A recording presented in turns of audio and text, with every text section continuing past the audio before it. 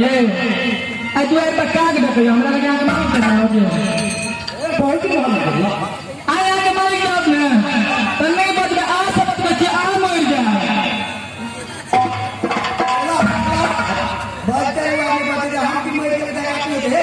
ये आज के लिए बच्चे आ मर जा यम घर वाला सब बजो अरे आप लोग दे सफाई नहीं बज रही बिल्कुल नहीं बज रहा ना मुठा के देखिए हम उठा दिया हो अच्छा हमारा मन तक ना लेके ना करो मुठा पर नहीं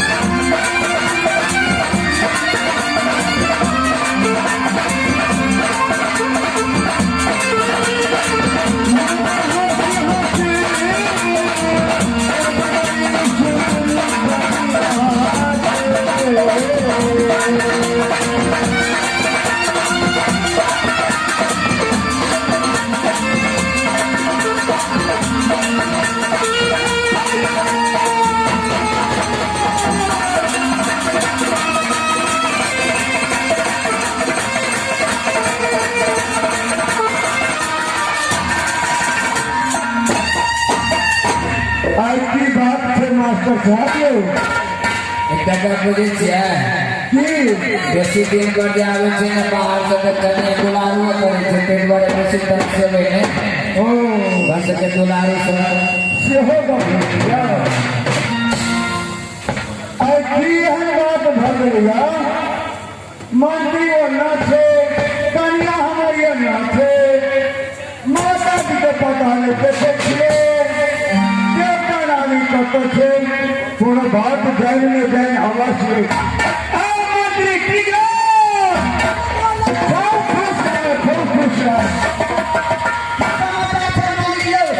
बहुत बढ़िया बहुत सुंदर गिरिराज माता सती सुषमा के समाचार सुनाओ हो गया मदर साहब क्या ये महारानी जो है ना अरे इस राज में सभी को ये बात की जानकारी है कि महारानी जो है गर्भवती अवस्था में है और आज महाराज भी छूट गए इनसे और मान के चलो एक के बदला दो जा रही है पड़ेगा इसे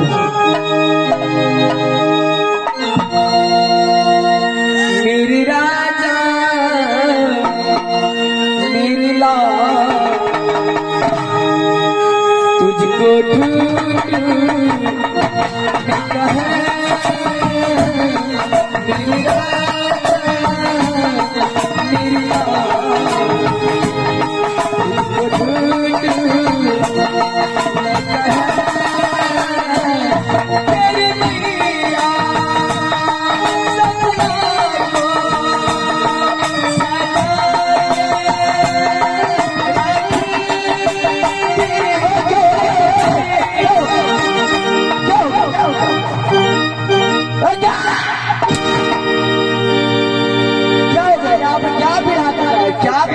भैया अरे हो गया बांसुरी। अच्छा ले लो ऑर्डर तो कीजिए। ले लो